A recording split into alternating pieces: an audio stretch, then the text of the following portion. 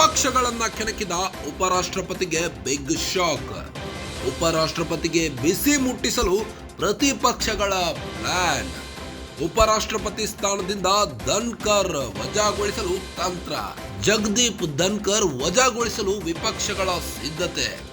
ವಜಾಗೊಳಿಸಲು ವಿರೋಧ ಪಕ್ಷ ನೋಟಿಸ್ ಸಲ್ಲಿಸುವ ಸಾಧ್ಯತೆ.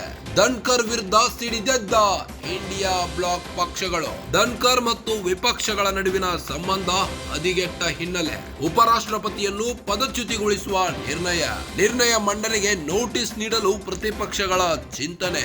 ಸಂವಿಧಾನದ ಪರಿಚ್ಛೇದ 67B ಪ್ರಕಾರ ವಜಾಗೆ ಅವಕಾಶ. ರಾಜ್ಯಗಳ ಕೌನ್ಸಿಲ್ ನಿರ್ಣಯದ ಮೂಲಕ ತೆಗೆದುಹಾಕಬಹುದು. ಉಪರಾಷ್ಟ್ರಪತಿಯನ್ನು ಹುದ್ದೆಯಿಂದ ತೆಗೆದುಹಾಕಲು ಅವಕಾಶ. ಉಪರಾಷ್ಟ್ರಪತಿ ವಿರುದ್ಧ ಕ್ರಮದ ಪ್ರಸ್ತಾವನೆಗೆ 87 ಸದಸ್ಯರು ಸಹಿ. ಸದಸ್ಯರ ವಿರುದ್ಧ ಉಪರಾಷ್ಟ್ರಪತಿಗಳಿಂದ ವೈಯಕ್ತಿಕ ಟೀಕೆ ನಡೆಸುತ್ತಿದ್ದಾರೆ ಅಂತ ವಿಪಕ್ಷಗಳ ಆರೋಪ. ಹೀಗಾಗಿ ಉಪರಾಷ್ಟ್ರಪತಿಗಳ ವಿರುದ್ಧ ವಜಾ ಅಸ್ತ್ರ ಪ್ರಯೋಗ. ಉಪರಾಷ್ಟ್ರಪತಿಗೆ ಬಿಗ್ ಶಾಕ್ ಒಂದು ಎದುರಾಗಿದೆ. ವಿಪಕ್ಷಗಳನ್ನ ಕೆಣಕಿದ ಧನ್ಕರ್ ವಜಾಗೊಳಿಸಲು ತಂತ್ರ ಹೆಣೆಯುತ್ತಿದ್ದಾರೆ. ಉಪರಾಷ್ಟ್ರಪತಿಗೆ ಬಿಸಿ ಮುಟ್ಟಿಸಲು ಪ್ರತಿಪಕ್ಷಗಳು ಪ್ಲಾನ್ ಮಾಡಿಕೊಂಡಿವೆ. ಜಗದೀಪ್ ಧನ್ಕರ್ ವಜಾಗೊಳಿಸಲು ವಿಪಕ್ಷಗಳು ಸಿದ್ಧತೆ ನಡೆಸಿದ್ದು, ವಜಾಗೊಳಿಸಲು ವಿರೋಧ ಪಕ್ಷ ನೋಟಿಸ್ ಸಲ್ಲಿಸುವ ಸಾಧ್ಯತೆ ಇದೆ.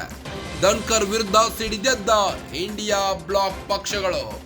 ಧನ್ಕರ್ ಮತ್ತು ವಿಪಕ್ಷಗಳ ನಡುವಿನ ಸಂಬಂಧ ಹದಗೆಟ್ಟು ಹೋಗಿದೆ.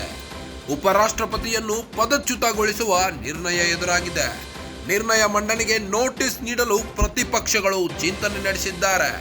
ರಾಜ್ಯಗಳ ಕೌನ್ಸಿಲ್ ನಿರ್ಣಯದ ಮೂಲಕ ತೆಗೆದುಹಾಕಬಹುದು. ಉಪರಾಷ್ಟ್ರಪತಿಯನ್ನು ಹುದ್ದೆಯಿಂದ ತೆಗೆದುಹಾಕಲು ಅವಕಾಶ ಕಲ್ಪಿಸಿಕೊಡಲಾಗುವುದು.